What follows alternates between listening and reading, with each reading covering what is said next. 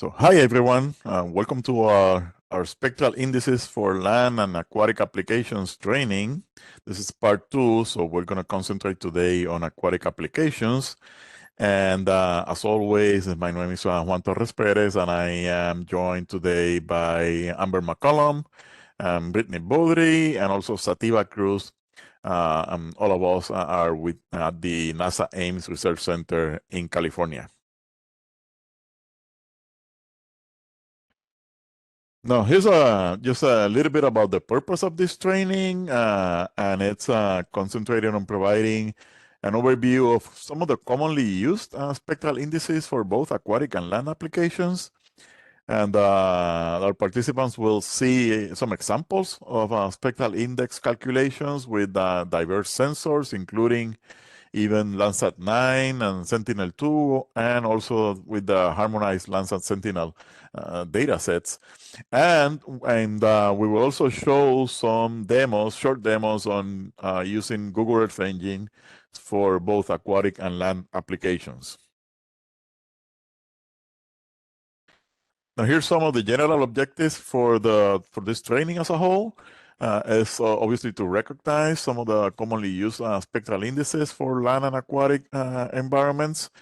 Also, to distinguish between the spectral indices and then to be able to select the best ones that are suited for any given land or aquatic system application or interest.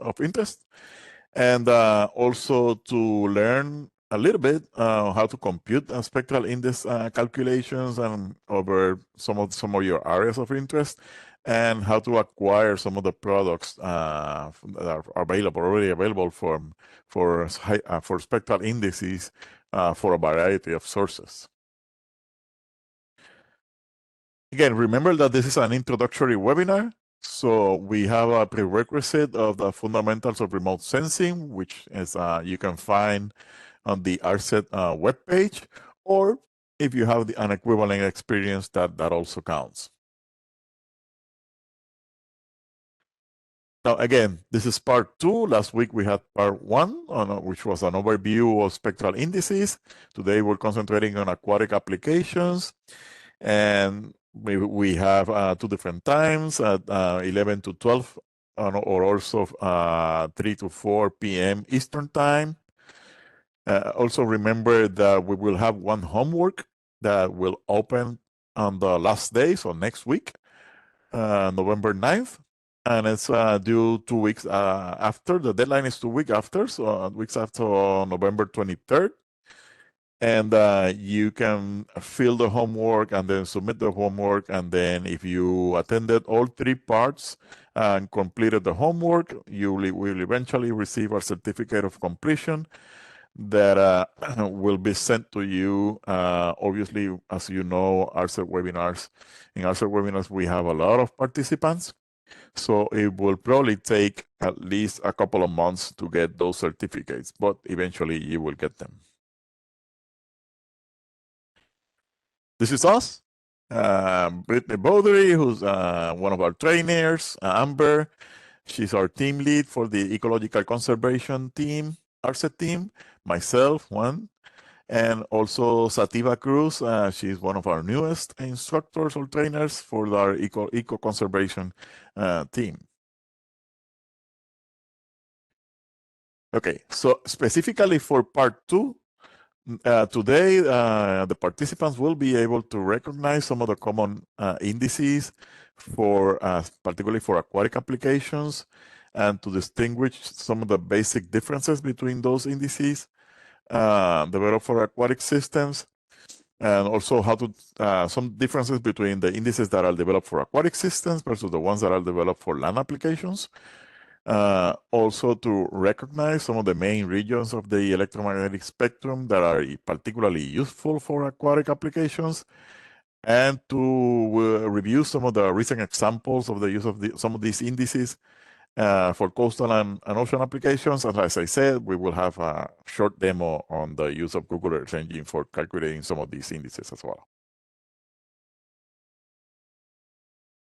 This is a very broad review of what we covered during the first part last week. As we mentioned, every surface on Earth reflects and absorbs energy in different ways. Plants, for example, absorb in the blue and the red region of the spectrum, and that's why they usually reflect in the green. That's why we see the leaves green, and in the near infrared region of the spectrum. So different surfaces have different spectral signatures, and the spectral indices are very simple, usually very simple band ratios that will highlight a specific process or property, or either on the land or on an aquatic surface. So, for instance, last week we covered a little bit about one of the most commonly used indices for land applications, the normalized difference vegetation index, or NDVI. And NDVI is particularly useful to follow phenology in plants, such as in the graphs that you're seeing here in the bottom of the slide. And in the case of NDVI, specifically, it's a simple relationship that uses the red and the near infrared regions of the spectrum. NDVI is also very useful for analyzing vegetation health as well. Now, as a reminder, we will have a Q&A session at the end of the webinar, but during this whole webinar, you feel free to put your questions, write down your questions in the question box. And during the Q&A, we will address those questions. Probably because of the limitations in time, we will not have enough time to go over all the questions that are submitted by all the participants. But be sure that we will address those questions. We will answer them in the Q&A document, and the Q&A document will be available on the training webpage within the next days or so for all of our participants. So if we can't answer your question because of the limitations on time, don't worry, we will answer it in the Q&A document. Okay, so let's then examine some of the most common spectral indices for aquatic applications. And again, keep in mind that because of time constraints, we will not go into too much in depth some of these spectral indices, also because it's an introductory webinar, but we will nonetheless provide some valuable references for those of you who are interested in, let's say, in what was the arithmetic development of these indices, or even references on other projects that have applied these or similar indices also for aquatic applications, either on land, in inland water bodies, or in coastal areas. Okay, so before we go into the details on some of the spectral indices, it's always good to review some of the properties of the optical properties of water and how water quality affects those optical properties. So different wavelengths penetrate differently in the water column, and this will influence the amount of information that the sensors obtain. So for example, wavelengths in the blue region are usually, so what we're seeing here, are usually the ones that penetrate deeper into the water column.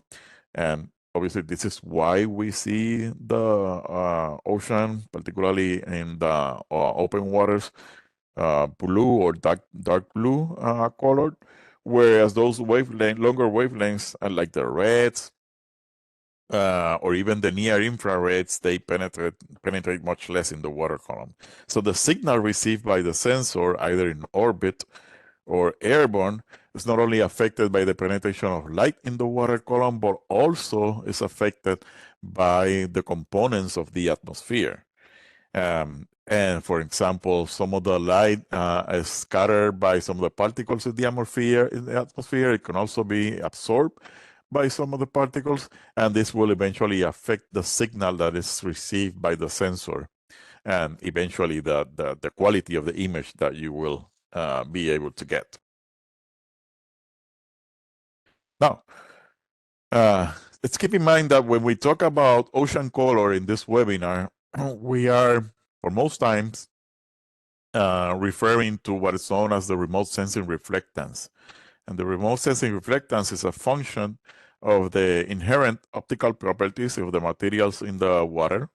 So, for example, absorption by phytoplankton, by non-algal particles, by color dissolved organic matter or CDOM, by the water itself, and also scattering in the backward or forward direction by particles and other materials that are suspended in the water column.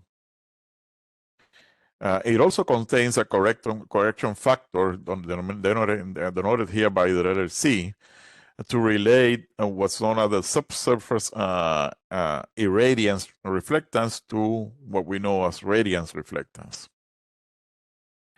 Now, the remote sensing reflectance is the water leaving radiance corrected for bidirectional effects of the air-sea interface and also the subsurface light field, so the light field in the water column, and normalized by the downwelling solar irradiance denoted here by ED, which is the irradiance just above the sea surface. Now, the remote sensing reflectance is the fundamental remote sensing quantity for which most ocean color products are derived. For example, chlorophyll, products for chlorophyll, particulate inorganic carbon, light absorption by different components, suspended sediments, among others. Now, take a moment to look at the diversity of colors in this scene that we have here on the right-hand side.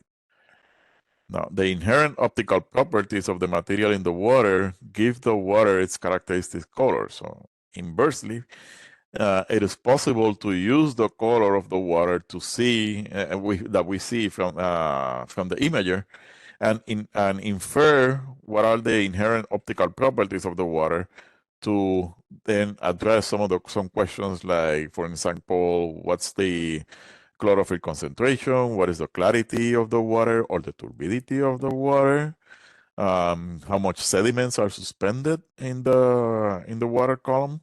And these are the types of questions that we can relate to some of the spectral indices that we will see today. Now, I would like you to take a look for a moment at the plot on the right here. And the remote sensing reflectance that you see here correspond to some of those examples that we saw in the previous slide. For instance, chlorophyll, water, non-algal particles or sediments or CDOM here. And these are schematic illustrations of the remote sensing reflectance spectra. So these are not actual spectra, but the purpose of this is to show you where some of these components actually reflect within the visible and also in the near infrared regions of the electromagnetic spectrum. So for instance, sediments typically reflect within the yellowish to the red, and then they also have a peak in the near infrared. This is the reason why we see when the water is very murky, we see it as maybe brownish or grayish color. In the case of water, as I said, absorbs greatly in the reds and also near infrared. So that's why it mostly reflects on the blue region of the spectrum. And CDOM also reflects around the green to yellows. It's actually some people call CDOM yellow substance. And chlorophylls, as we know, they reflect within the green region of the spectrum.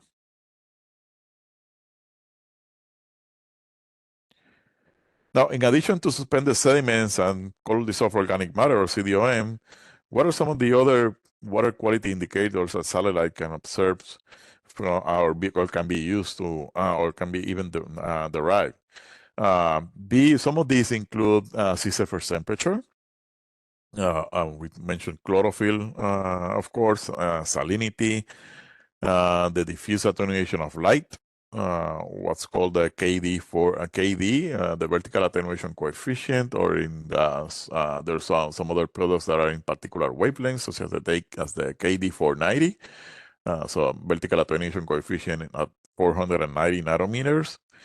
And also the euphoric depth, which is where the light attenuates to about 1% of the amount that we found in the water surface. Now, unlike land surfaces, water itself, as I mentioned, absorbs strongly in the red. This is what we're seeing here in the blue in this graph. Also in the near infrared and the shortwave infrared regions of the spectrum. So even in highly turbid waters, as in the case of what we call in oceanography case 2, coastal waters, water is opaque or black in the shortwave infrared region. And this can be used as an advantage when analyzing coastal regions, as these wavelengths then can be used for some atmospheric corrections. Other water constituents like CDOM, like I said, absorb greatly in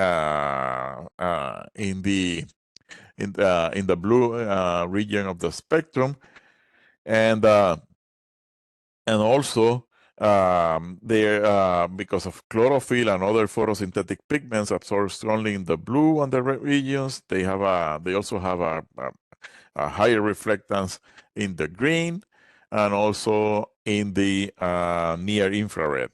So pixels containing floating algae, for instance, can be different from let's say water pixels. And this is the essence for using some of the spectral indices that we will see today.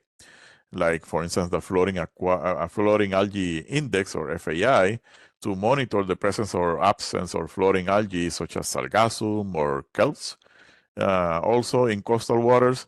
But since most of these indices that we will mention today are dedicated to photosynthetic targets or chlorophyll, let's first touch briefly on one index that was developed to assess the turbidity in inland and in coastal water bodies. And this is what we refer to as the Normalized Difference Turbidity Index, or NDTI, which was originally developed by Lacoe et al. In 2007 for water quality assessment, in this case in ponds and small inland water bodies, because their focus the study areas were small inland water bodies. They used the Spot 5 level 2 images. So these are 10-meter spatial resolution images. But NDTI, there's been some other attempts of applying NDTI to other type of images, such as those from Landsat or Sentinel as well. And here is the figure on the right here is from one of our most recent NASA Ames developed program projects that in this particular case aim to study the impacts of water quality on the distribution of eelgrass in the South Slough National Estuarine Reserve in Oregon. Here, it was assumed that most of the turbidity in the slough was caused either by sedimentation or by organic debris. And what we see here is how the turbidity in particular was different as we move throughout the years, how it changed throughout the year, and eventually they studied on how this impacted the presence or absence of eelgrass in this South Slough in Oregon. Here's the calculation, as you see, for NDTI, relatively simple. The red band minus the green divided by the red plus the green, and then it will give you an index of turbidity. And like I said, here's the reference for that particular paper. Now, as mentioned on these and other previous ARSET webinars, chlorophyll is an indicator of phytoplankton biomass, as it's usually the main pigment in most of these communities.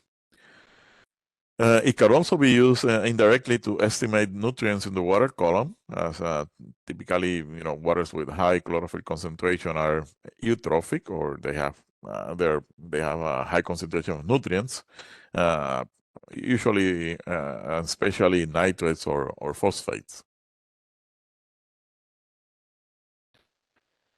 Now, one of the main indices for chlorophyll or algae that we will mention is also one of the most commonly used is the normalized difference chlorophyll index, or NDCI. NDCI was proposed by Mishra and Mishra in 2012 to predict concentrations, in this case in turbid waters, and using the MERIS data sets. Now, the overarching objective of the Mishra and Mishra paper was to improve the accuracy of chlorophyll A retrieval in turbid productive waters using a simple, easy to implement, and intuitive, kind of similar to NDVI for the vegetation in land systems, and an universal model. So the concept of NDCI was developed using simulated data. However, field data sets were acquired for the same geographic regions and were used to further validate the data, all the results from NDCI. Now, NDCI, as you see here in the slide, it uses the remote sensing reflectance at two different wavelengths, 708 and 665 nanometers. So this emulates the MERIS channels, and similar to other turbid productive chlorophyll A algorithms, the index uses the information from, like I said, from the reflectance that is around the 700 and peak, which is maximally sensitive to the variations in chlorophyll in the water. And it also uses the information around 665, which is also generally assigned to the absorption of by chlorophyll. Now, they selected these two different band sets here to develop NDCI and to avoid some of the confounding influence that can be brought if you use different wavelengths, let's say the bluish wavelengths, from the presence of CDOM or total suspended sediments in on the water reflectance spectra. Also, since both bands are relatively close to each other, they also assumed that the CDOM and so total suspended solids absorption was similar in magnitude as well. Now, based on the results of this study,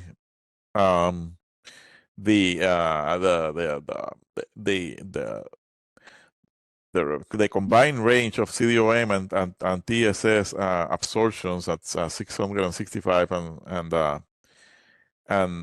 708 were approximately equal, and they assume that it could be negligible. Now, following this, the simplistic model of NDVI, then NDCI,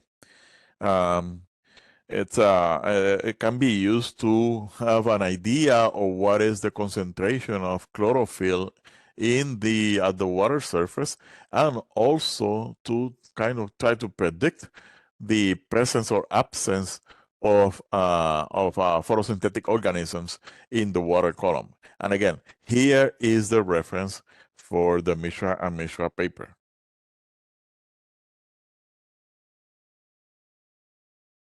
Okay. This, like I said, NDCI values can be also indicative of regions that are impacted by nutrients, because what it measures is the presence of chlorophyll, and chlorophyll is influenced by the amount of nutrients in the water column. So in general, NDCI, as I said previously, will give you an idea of the concentration of phytoplankton, but in relatively clear and shallow water, something to take into account is that this type of index can be influenced by the presence of benthic vegetation, such as seagrass or green algae, or in this case, eelgrass. Here is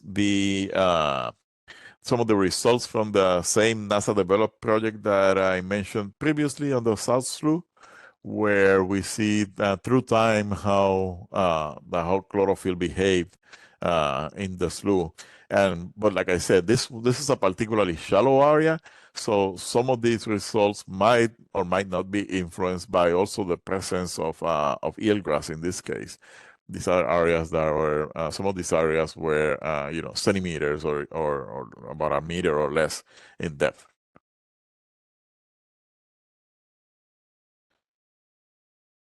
Now, as we have seen in previous trainings, in the case of kelps in particular, the blades can float in the water surface due to the presence of gas-filled structures. And as kelp blades occur at or near the surface of the water, indices usually develop for land purposes, such as NDVI, can potentially be applied to study the kelps to estimate the health of these magnificent organisms, especially the ones that are floating. Now, the graph on the right here shows data from a paper from Schroeder et al., where where you can see a marked difference in the reflectance of an unsubmerged kelp. So, for instance, here's the one that it's floating in the water column. You see the high reflectance in the near infrared versus the kelps that it's submerged. Let's say this graph on the yellowish, where you see that the reflectance in the near infrared is very small. Now, notice that even in the first centimeters of water, there's practically no signal on the near infrared in this, some of these graphs here. Now, another index, such as the floating algae index developed by Xiaoming Hu, and it was published in Remote Sensing of the Environment, can also be applied to this type of situations. But we will show in a moment some details about the floating algae index. And it can also be, in this case, can also be used to map floating kelps in the water surface. Now, the FAI uses the red region of the spectrum and the shortwave infrared, as we will see. And FAI was specifically developed for MODIS data. But before we go into the FAI, we can mention here also that here, for instance, in this graph on the right hand, we are showing how the percentage, and this is data from Kyle Kavanagh from the UCLA. We're showing how the percentage of floating kelps in this case can influence the signal received by the sensor in the near infrared region. So not only whether it's submerged or not, but also the percentage of floating algae within a particular pixel. So therefore, the spatial resolution of the sensor is another important aspect to consider when using spectral indices to characterize floating vegetation in a particular region. Most times, or also sometimes as the budget allows, these type of studies also have a field component where the percent cover is characterized in situ to help understand the values that are obtained with the remotely sensed data and also the values that are obtained with these indices. Here's a similar data set, in this case showing how the signal changes as a floating algae, in this case sargassum, in the Caribbean or in the Atlantic, are either completely exposed or slightly submerged, and how, as you see here in the left-hand graph here, how this reflects on the near infrared region of the spectrum. Here you see the big difference here, the significant difference here between the reflection of the within the near infrared in those mats of sargassum that are the ones that are immersed, so they are at the water surface, versus those that are just below the water surface, such as the photo that we're seeing here on the right hand side. Now, some of the sensors that have been used for sargassum in particular are the MODIS Aqua, MODIS Terra, and BEARS. And as a reminder, they provide images with a cross-track of about 2,330 kilometers and a spatial resolution of 1 kilometer, 500, or 250 kilometers, depending on the spectral bands for MODIS, and a swath width of about 3,000 kilometers, and a spatial resolution of 750 and 315 meters, depending on the spectral bands for BIRS. Now, MODIS and BIRS, the advantage is that they ensure quasi-global coverage of the Earth each day. And two of the algal indices that we will mention in a moment, the floating algal index and the alternative floating algal index, were developed with particularly with MODIS data. FAI uses MODIS high-resolution spectral bands at 250 meters, but it's very sensitive to clouds, making it difficult to differentiate sargassum from clouds and other artifacts. Now, the AFAI, which is based on the 1 kilometer ocean color spectral bands, is computed from the Rayleigh corrected reflectance using the CDAS that we have covered in other webinars, and that it's already available from NASA. Now, let's talk a bit about both indices. Let's start with the floating algae index. Here's the equation for the FAI.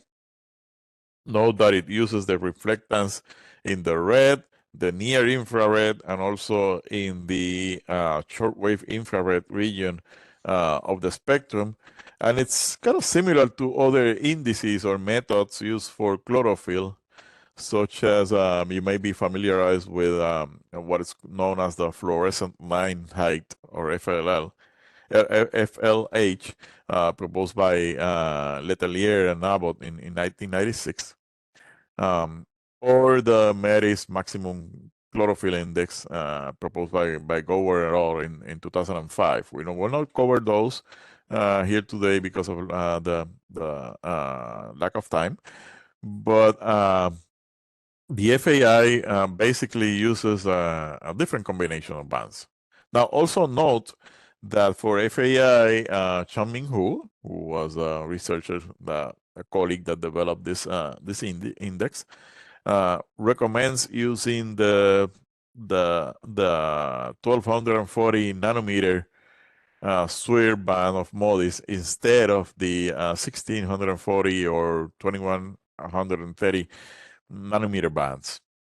Now, for clear atmospheres, the reason is that for clear atmospheres, the 1240 band leads to a lower baseline and a higher FAI values, which are closer to the true values.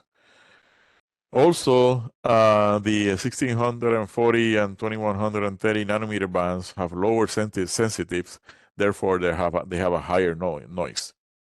Nonetheless, in the absence of a 1240 nanometer band, he also recommends as an alternative using the 1640 nanometer band for the SWIR region.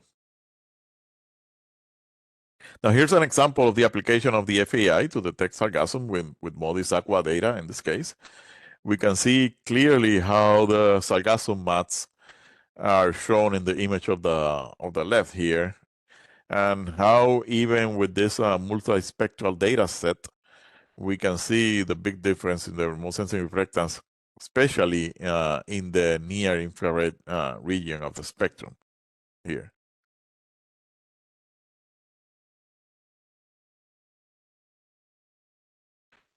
Hugh also compared the FAI efficiency for detecting floating algae to other land-based algorithms, such as the NDVI and also the Enhanced Vegetation Index, or EVI.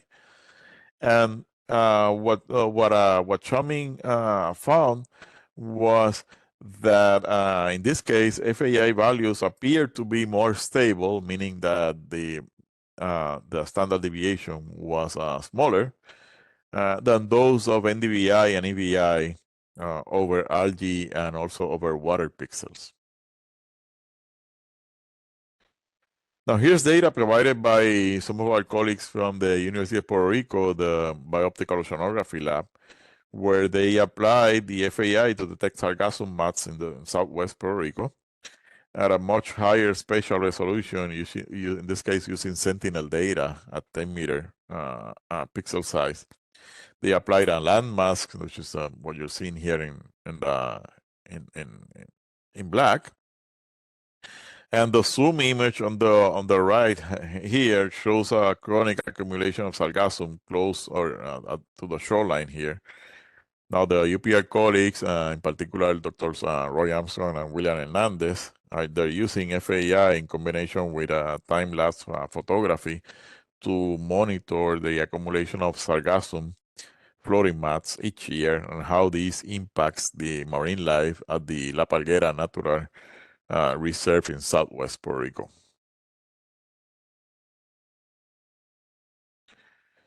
Now, one difficulty of the FAI is that there is not effective cloud masking method. It doesn't have an effective cloud masking method, and therefore, usually sargassum slicks and clouds are represented by high FAI values. Now, to overcome this difficulty, the Alternate Floating Algae Index, or AFAI, was developed by Huang and Xiaoming Hu in 2016.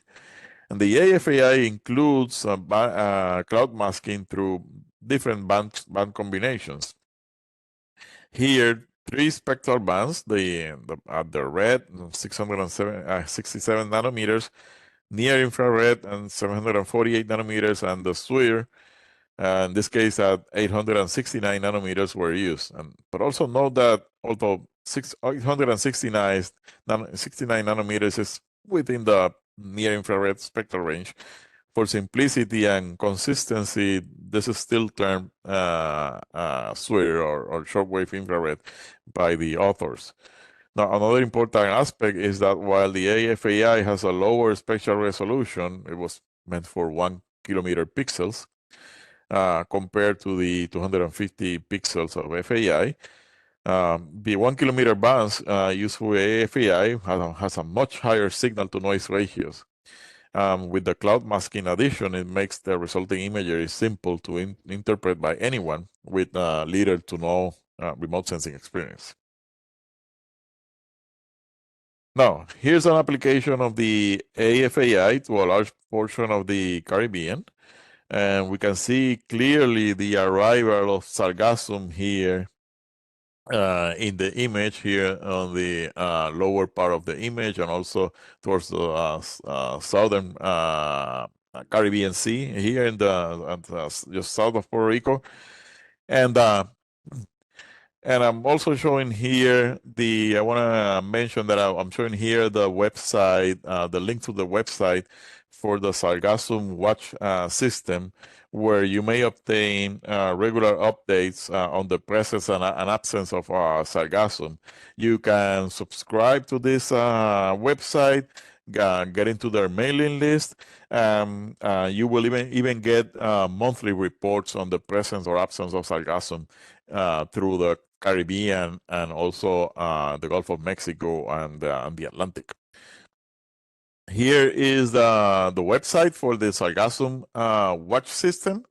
And so we encourage our participants those especially interested in sargassum or monitoring sargassum, to connect and to explore the website. And there's a lot of valuable information there, including papers and other data products. So please feel free to go into the website and explore all the data and information that it's readily available to anyone who's interested in this. Also, we want to remind our participants that 2 other available tools are the CDAS and SNAP. Also, software packages. We included here the links to 2 of our previous ARCET webinars. In this case, where we specifically did demonstrations of how to obtain, how to download the data from CDAS, and how to process the data for chlorophyll and I think suspended sediments and other ocean color products as well. So if you're interested, more interested in this topic, please feel free to review those webinars which we did within the last year or so. Now, another index is what is known as the Normalized Difference Aquatic Vegetation Index, or NDAVI. This was introduced by Vila et al. in 2014. And the NDAVI was designed to use the Landsat thematic matter and enhanced thematic matter bands 1, which is the blue band centered at 480 nanometers, and also band 4, the near infrared one, centered at 830 nanometers. And here's the equation for these, and also the paper for those of you interested in getting a little bit more details on the development, the algorithm development of this index. Now, the idea behind using the blue band which penetrates deeper into the water column, and the near infrared that has very little penetration in the water column. And then benthic aquarium vegetation can be easily distinguished from other benthic components, such as sand, mud, and others. Here's some data from another recent NASA-developed project where they explored different indices to follow potential correlations with particular environmental factors. In this case, there's a unique, like I said, a unique band combination of near infrared and blue. And this allows to analyze the presence or absence of seagrasses. The photosynthetic organisms, as I said, they reflect a large amount in the near infrared. So the near infrared band and the blue band collectively allow for the aquatic vegetation to be assessed, particularly in very shallow clear waters. Now, this figure looks at NDAVI in the Chandelier Islands from the same project that I mentioned before. 5 points were selected across the islands. That's what we're seeing here on the left-hand side. And their NDAVI distribution was compared from 1984 to about 2021. The left-hand panel here shows the true color NDAVI imagery in the spring of 1984, and also on the right hand and in 2021. Now, as we move through the center or the panel here, which this time series analysis, it's very interesting to see that the NDAVI has shifted in relation to many different hurricanes and catastrophic events that occur within this about 36 years time period. Here's some of the main hurricanes or storms that went by the Chandelier Islands, or even some man-made catastrophes, such as the oil spill in the Gulf of Mexico.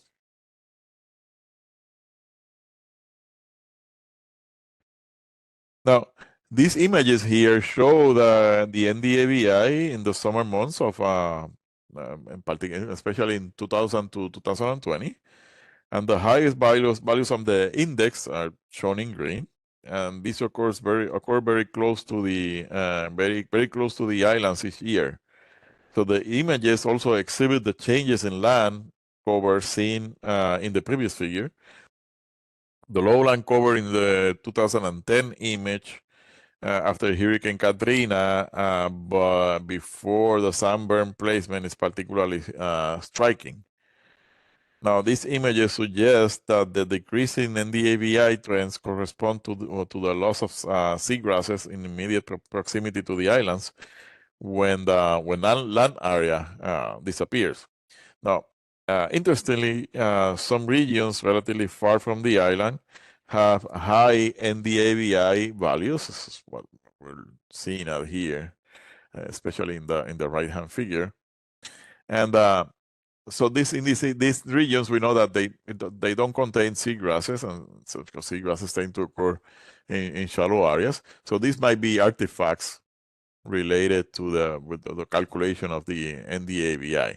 But at least the index can be used as a proxy for estimating where the seagrasses were located through time in this case in the Chandelier Islands in the southern Louisiana. Now here, the team compared the index, again acting as a proxy for submerged aquatic vegetation health for the entire Chandelier Island system to a major lever on the environment and the Chandelier Sound, the water discharge from the Mississippi River. Now, river runoff and precipitation, which contributes to contributes to the decrease in water quality, also have an effect in the water salinity as well. And historically, it seems that the submerged aquatic vegetation fare better in lower salinity or fresher water environment, and this has major implications for the ecosystem changes that will result from the installation of more river diversion projects in the lower Mississippi River in the next decades or so. Now, the apparent visible wavelength or AVW index is a new algorithm that was just developed a couple of years ago by Ryan Vandermeulen and his team, and it's designed to represent a one-dimensional geophysical metric of color, which is inherently correlated to the spectral shape. Now, in this case, the AVW's output is in nanometers, and it analyzes the remote sensing reflectance in terms of spatial and temporal trends and variability. And it is also designed to be used with both multi data sets. Now, therefore, this type of index can be applied to even upcoming ocean color satellite missions, such as the Plankton Aerosol Cloud on Ocean Ecosystem, or PACE mission, which is coming up next year, and even the designated observable of surface biology and geology. And here's how it looks like: the derivation of the equation, and then how it behaves. And you can see how it models the normalized remote sensing reflectance with different wavelengths, especially within the green region of the spectrum, about 500 or so nanometers. Here's a paper of Vandermeulen et al. For those interested in looking at the derivation of this particular index.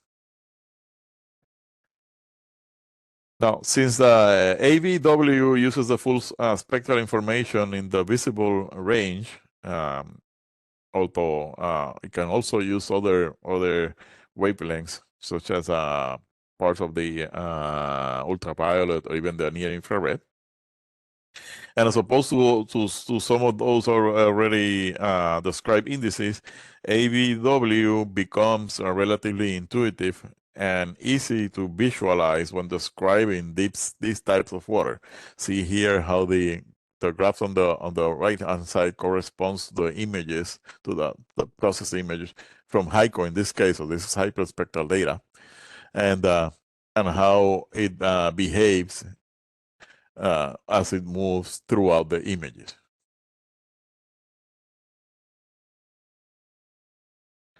Now, the QWIP, or the Quality Water Index Polynomial, It's a quality control index developed for the AVW that can be rapidly implemented into ocean color processing chains, providing a level of uncertainty about a retrieved spectrum and flag some data sets that might be questionable or unusual spectra for further analysis. Now here, HICO images were quickly screened to identify pixels conforming to the in situ based spectral behavior. And ARSET, we're not going to go into much details about the AVW or QWIP, but ARSET is planning a PACE dedicated webinar in the near future. And we will most likely go into much more details about the AVW and this quality control index. So stay tuned for that. Okay, now we're going to see a demo of one of our colleagues, Brittany Baudry, on how to calculate some of these indices in Google Earth Engine. So take it away, Brittany. Thank you, Juan. Yeah, let's begin the Google Earth Engine demonstration here today. So this is part 2, focusing on the aquatic applications. And here we will specifically be focusing on calculating NDCI, also known as the Normalized Difference Chlorophyll Index, and we will be using Sentinel-2. So we're going to start here at the beginning of the script, starting on line 12, where similar to part 1, we're just creating a title for the map window. This little nice title right here, part 2, calculating NDCI. So we're creating this variable title on line 13. We're just creating that title on line 14, part 2. We're changing the font weight. We're selecting the font size and then just the position as the top center of our map area down below. As we move this up and down, it's always just going to stay at the very top in the center, which is nice. And then we're moving on to define our region of interest, our ROI, very similar to part 1. We're just creating the variable ROI, and we are selecting the geometry, which I pre-drew ahead of time. Here it's a nice red square over our region of interest. And again, if you want to change the geometry yourself, you can always just change it from what I have here as geometry. You can change to a different geometry, the name of the asset that you might want to upload yourself, any of that you can change right here on line 23. And then throughout the rest of the code, it should just apply to the ROI variable, and you don't have to change it all throughout your code, which is very nice and useful.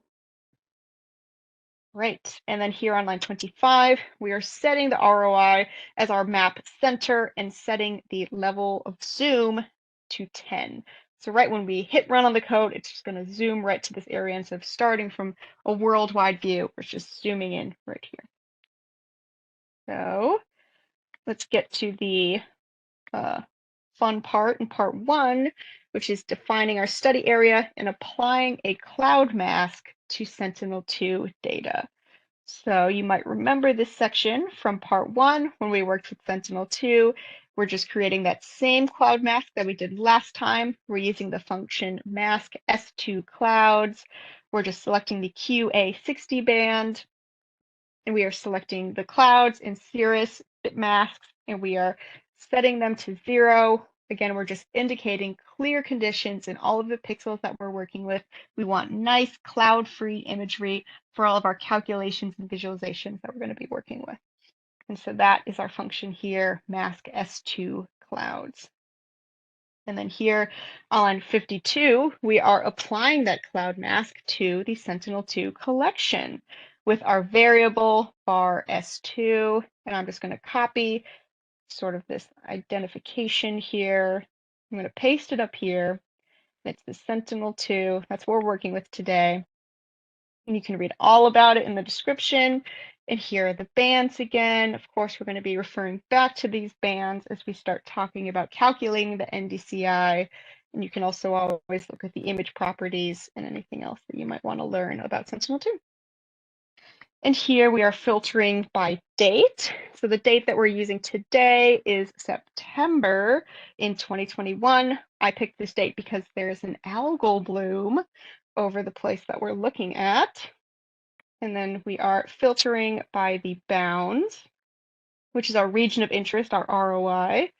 And then we are, again, just filtering for less cloudy pixels and then applying that cloud mask, the mask S2 clouds. And then we are taking the median values of these for our image. Which brings me to part 2, in which we will calculate the NDCI over Pyramid Lake, Nevada with Sentinel-2, and we're going to add it as a layer to the map. So we have this variable lake, and we're taking our Sentinel-2 imagery that we made right above. We're just clipping it to that region of interest, that ROI, in this case, our nice geometry. So we're just clipping that imagery, and we're calling it lake. And then from here, we are going to calculate the normalized difference chlorophyll index. And so the formula for NDCI is the red edge 1 band minus red divided by the red edge 1 band plus the red band. So what is red edge 1 and what is red? What are those bands within Sentinel-2? If we go and look, here we come across red in that band 4, known as B4. And then here, red edge 1, that is the 5th band, known as B5. So we're using that same dot normalized difference function that we used in the previous section that we used in part 1, because it does follow that same, formula of first band minus second band divided by first band plus second band. So we can continue to use dot normalized difference for this equation as well with band 5 and band 4. So with that being said, now that it's calculated right here on line 71 with variable S2 NDCI, we're going to move on to line 74, where we will set those visual parameters. Our NDCI viz right now are just the -1 to 1, and the palette is white to blue, with blue indicating higher conditions of chlorophyll. And we are changing those min and max values later once we get them in the code, similar to part 1. But for right now, the values are just -1 to 1 for the entire NDCI. And then we add that map to our layer here on line 77 using map.addLayer. We're just adding the Sentinel-2 NDCI with those visualizations that we set, and we're naming it Sentinel-2 NDCI. And you can see that that's our layer right here. And here it is. And you can see, here's Pyramid Lake, and you can kind of see the difference in vegetation, right? You can start to see some of this algal bloom where it's darker regions here, lighter regions. Of course, the area surrounding it, it's not water, so it's not too applicable to our region. We're really here to focus on the lake.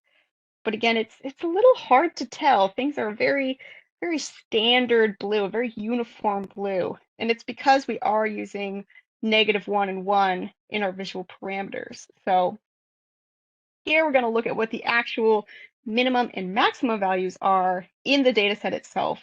And we're going to do that on line 80 by using the min-max function to print those values. Instead of -1, it's -0.329. And instead of 1, the maximum value is 0.622. So let's go back to earlier in our code, line 74 here. We're going to take the minimum value, and I'm just going to copy and paste that instead of -1, the actual minimum value here. I'm going to do the same thing for the maximum. Just going to take 0.622. I'm going to paste that, right? And so now I'm going to hit run again, and we're going to see the value here change to be a little bit more visually appealing in terms of the wider change in white to blue for the min and max. So it should be a little bit easier to spot. At least I think so. Here I feel like I can see the difference in NDCI values way better. I can really see those dark areas where that that bloom is way better than I could before when it was -1 to 1. You can really see the full change in the areas with really intense chlorophyll here versus the lighter regions which have less on the surface. So that's the NDCI calculation. That's the end of the script. So with that being said, we can go back to Juan to complete our presentation here. Thanks, Juan. Well, thanks so much, Brittany. That was super interesting. Now, let's summarize some of the main topics that we covered today. As we saw, there's a number of simple spectral indices that have been developed for aquatic applications. Most of these are for multispectral data sets. Also, particular wavelengths, especially those in the near infrared and shortwave infrared, they do not penetrate much into the water column, and this will eventually influence the type of index that you use to get some idea of the presence of aquatic vegetation in your particular area of interest. Now, it is important to make sure we do use an appropriate atmospheric correction algorithm and we have applied the correct one to the imagery, to the pre-processing before applying these spectral indices. And particularly for aquatic targets, this is very important. Some indices are specific to particular sensors, whereas others, as what we just saw in the case of ABW, can be applied to multiple sensors. And new algorithms or indices may be even applicable to multispectral and hyperspectral data sets.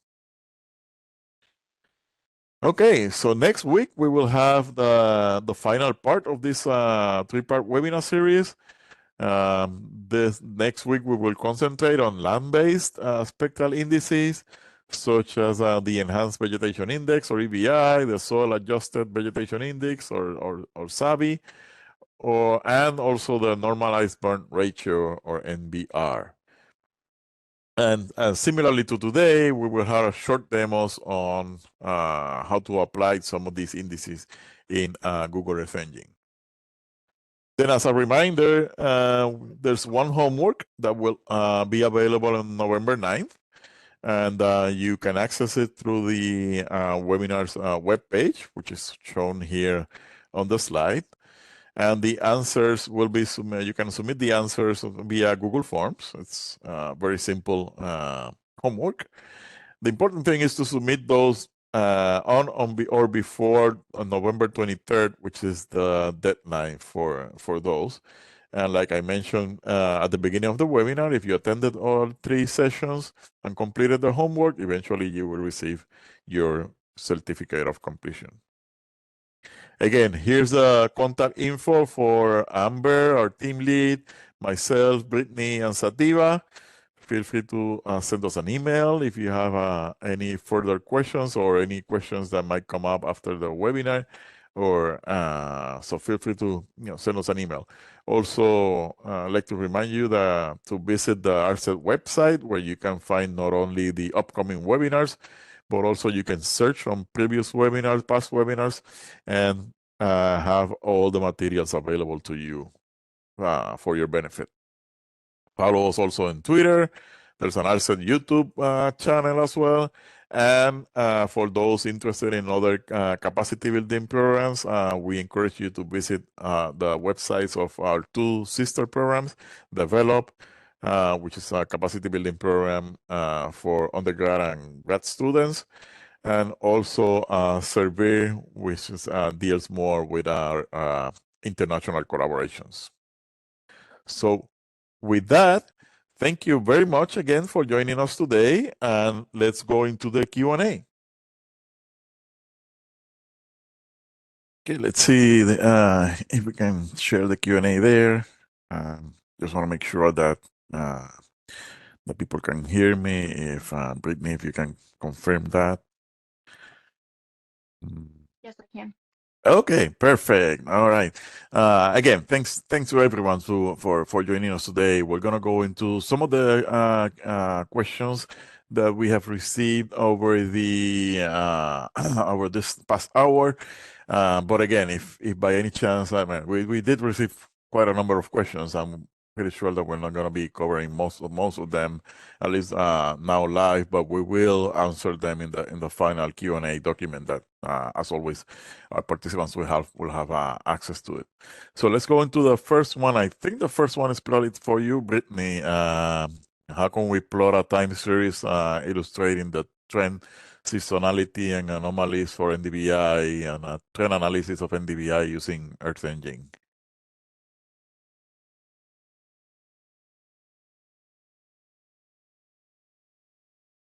Yeah, definitely.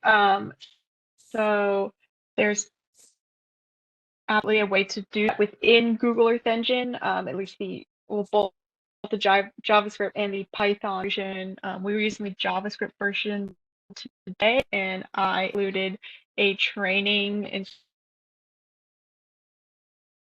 sort of like a guide that Google Earth Engine itself our series model. One of the tools I use is actually using NDVI and calculating seasonality and trends right there in the code. So I linked that training that anyone.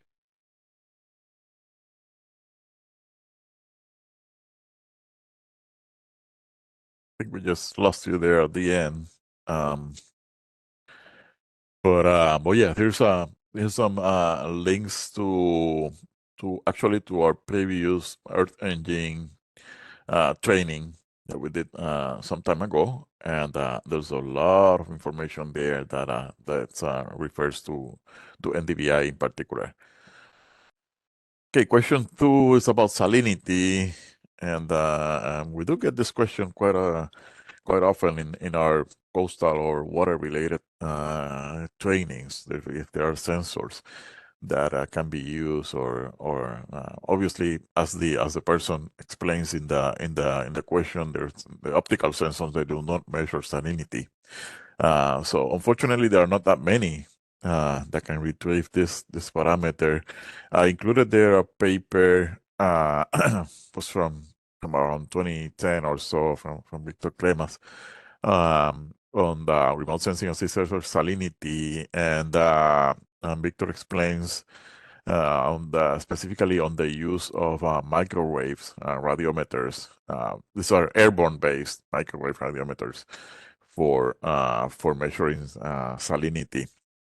Also, there was the Aquarius mission, which was a partnership between NASA and CONAE, the Argentinian Space Agency. And that was in orbit for about 4 years or so until 2015. And I did include the physical oceanography DAC from NASA website there, where people interested in this can probably retrieve some of the data that was collected during those times.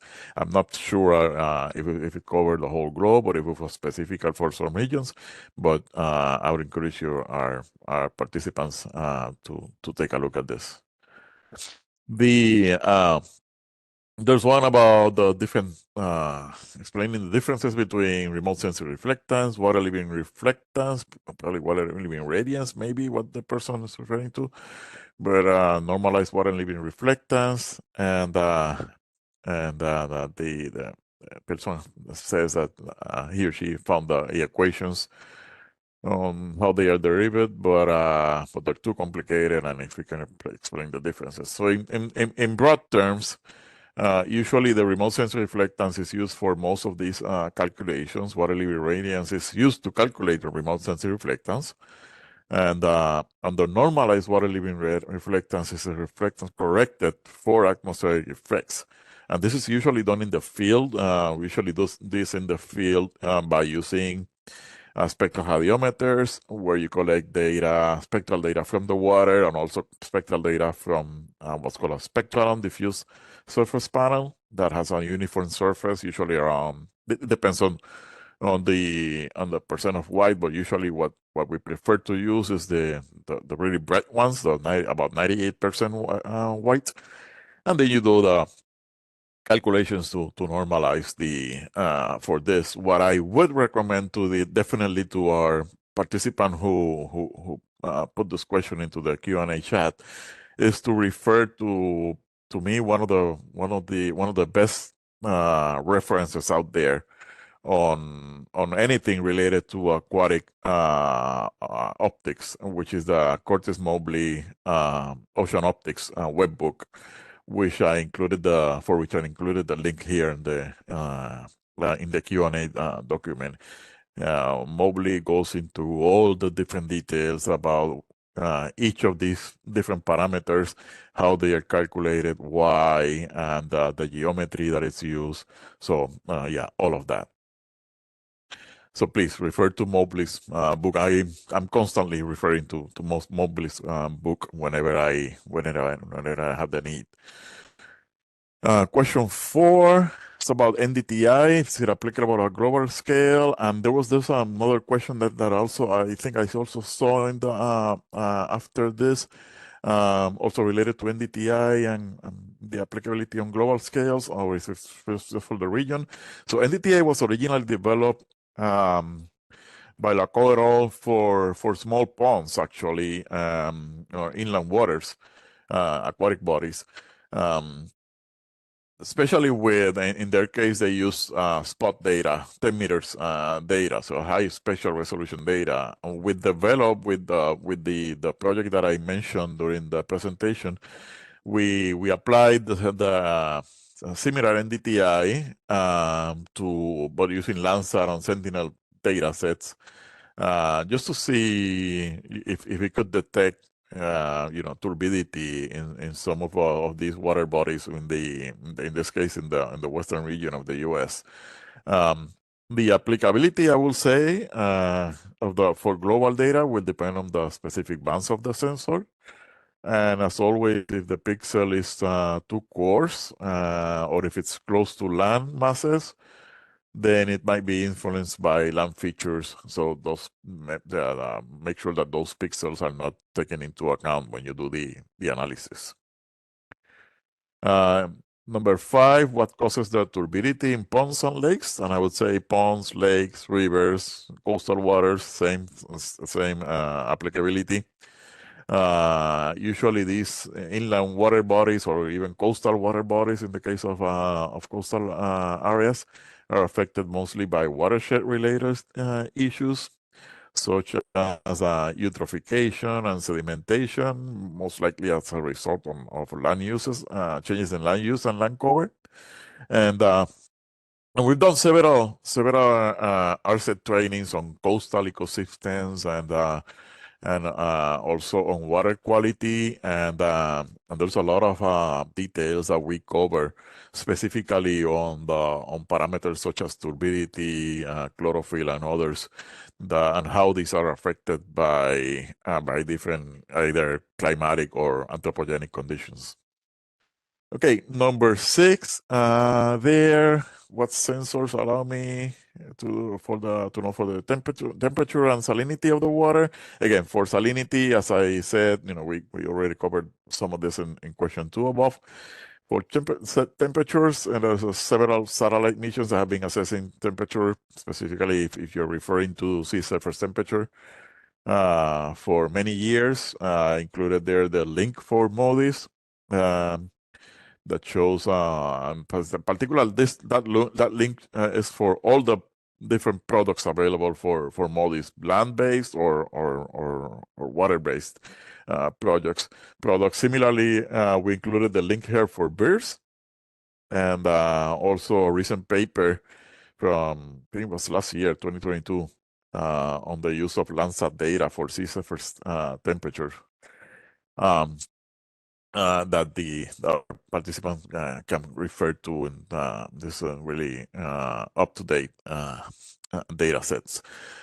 I also want to mention that previously, I think it was 2 years ago, we did an RSET training on the use of CDAS in particular, and the transition from MODIS to BIRS data. Now that MODIS is getting into its probably the final years, So also please refer to that RSET webinar.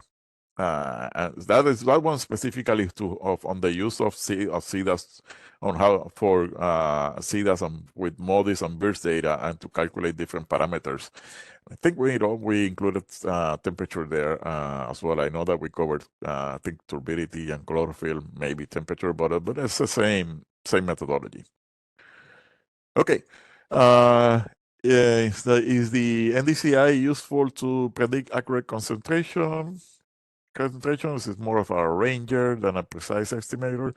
So many of these indices, including NDCI, are used to get an idea of the concentrations of different parameters, such as chlorophyll in this case. So not necessarily, really spot on accurate concentrations, but just to get an idea.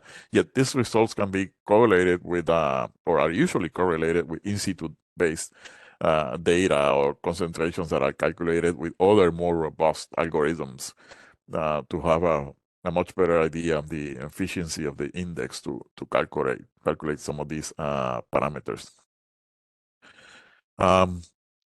Number 8, how similar the band centers and bandwidth need to be between different satellite sensors to be able to derive the same indices. For example, the 708 and 665 were initially proposed for NDCI. What if I wanted to derive this index with a different satellite sensor with slightly different bands? This is a very good question, and indeed, many of these indices have specific band ratios. Others, when you look into the literature more, for instance, refer to general such as green, red, blue, NIR, and could potentially be applied to different data sets. I would always refer to the original paper of the index and how it was developed, and then see if it is or not applicable to other satellite sensors. Number 9, and we're probably going to maybe one or two more, just because of the time limitations. Number 9, if using a cell phone camera with RGB, is it possible to determine the health status of submerged aquatic vegetation, the podostemacea? No. An RGB camera is very limited in its spectral capabilities. Obviously, you're just dealing with really broad, red, green, blue bands there. Nonetheless, I do want to mention that there is a citizen science-based app out there called Hydrocolor. It was developed at the University of Maine, and it's free. It's really available for Androids and for iPhones.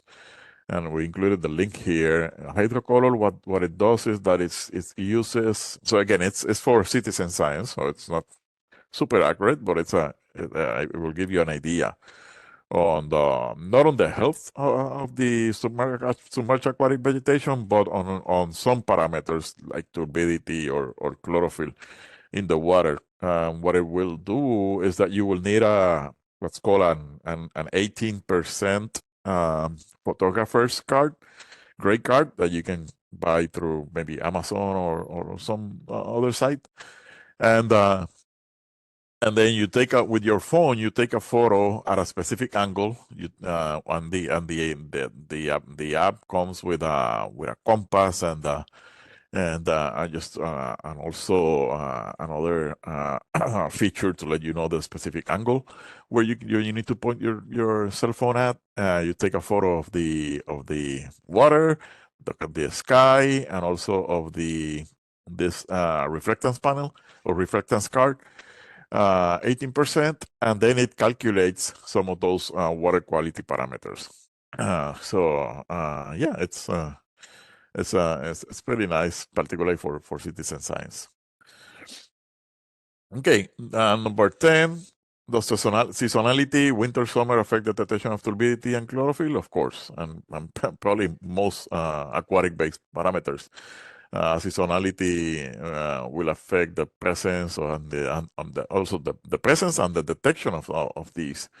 So, for instance, rainy years or seasons versus drought years or seasons will show different values, of course. The weather, if you're looking at a coastal system, it will be influenced by whenever there is a rainy event and you have a lot of sedimentation getting into the water. Also, as always, if you're using optical data, the presence of clouds will also affect the detection as well. Clouds, not only clouds, but also cloud shadows and others.